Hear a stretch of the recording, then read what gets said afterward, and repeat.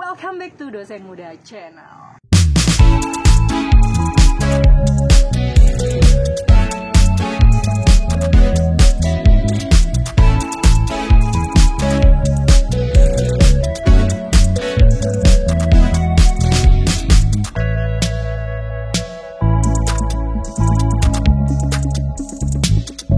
Balik lagi bersama saya dan kali ini saya sendiri. Karena kita lagi ada dalam program buka-bukaan bersama dosen muda. What? Nah, apa sih yang mau kita buka pada hari ini? Ini adalah salah satu isu yang menarik bagi saya terutama. Kita akan buka-bukaan perihal gaji dosen. Wow! Jeng jeng jeng jeng. Nah lo. Kembang kempis. Oke, jadi kalau saya lihat dari berbagai video yang ada di YouTube, gaji dosen itu diibaratkan luar biasa loh, 6.000 sampai 8.000. Damn! Wow, itu banyak sekali. 6.000 sampai 8.000 itu nunggu lu berapa tahun dulu baru bisa dapat 6.000 8.000. Sesungguhnya kalau gaji dosen di lingkungan negeri mungkin bisa jadi ya capai sampai 6.000 sampai 8.000.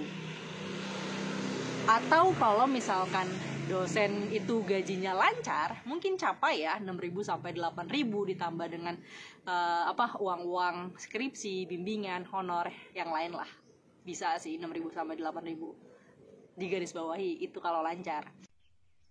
Oh, oke. Okay. Nah, terus sebenarnya berapa sih kisaran gaji dosen, terutama gaji dosen swasta? Kalau lu dosen muda kayak gue sekarang atau teman-teman gue yang masih dosen muda, ibarat kata ya masih kroco lah ya gitu ya. Baik itu dosen swasta ataupun negeri, kayaknya untuk 6.000 sampai 8.000 itu nunggu kita beberapa tahun dulu kali ya gitu. Kalau di dosen swasta terutama, gaji itu ada juga sih yang kadang bahkan ini kalau mau buka-bukaan banget nih, ada yang under daripada UMR, guys. Gak cuma di kampus gue ya, pasti juga banyak kampus-kampus swasta yang lain yang mungkin mahasiswanya juga nggak terlalu banyak gitu ya. Jadi gajinya tuh di bawah dari UMR. Berapa sih UMR kita?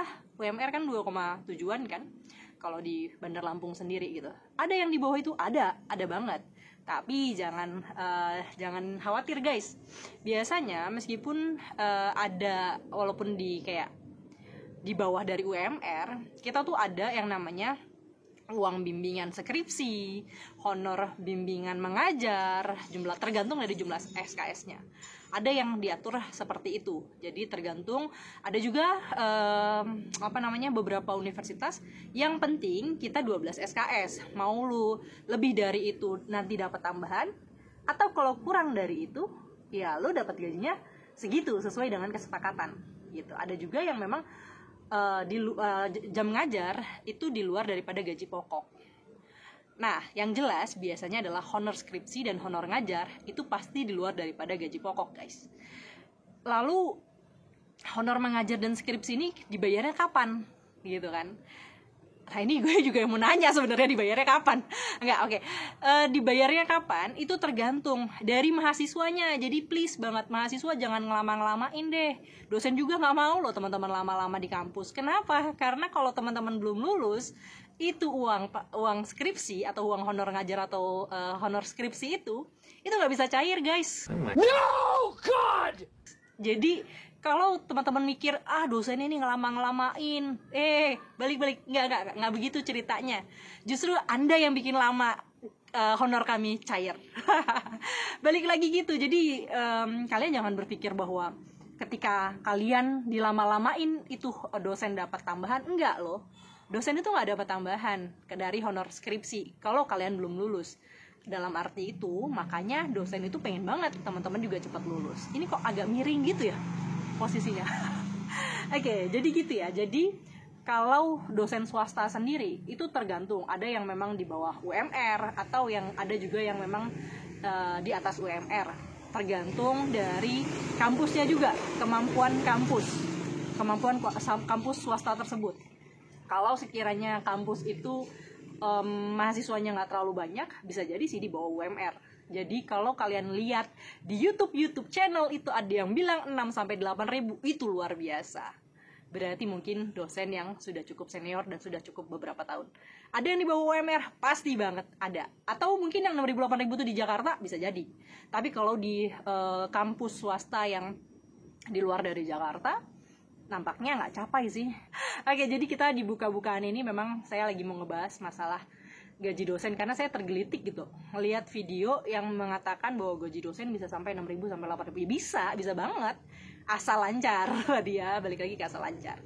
Nah, jadi kalau di gaji dosen itu, selain daripada gaji dari kampusnya, dosen swasta itu ya, selain daripada gaji kampusnya, kita juga bisa dapat gaji dari negara.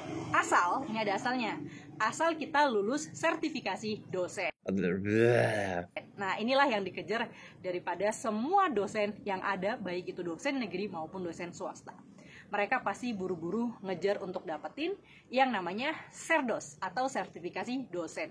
Kalau guru ada namanya juga Sergur, sertifikasi guru. Berapa sih nominalnya? Tergantung guys. Jadi kalau misalkan teman-teman dosen swasta kemudian golongan 3A atau 3B, biasanya kan minimal 3B karena kita sudah S2 kan.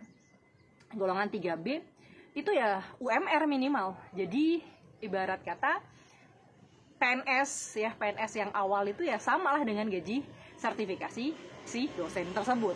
Lalu kapan dapatnya? Ada syarat utama daripada sekarang ya, syarat sertifikasi dosen yang sekarang.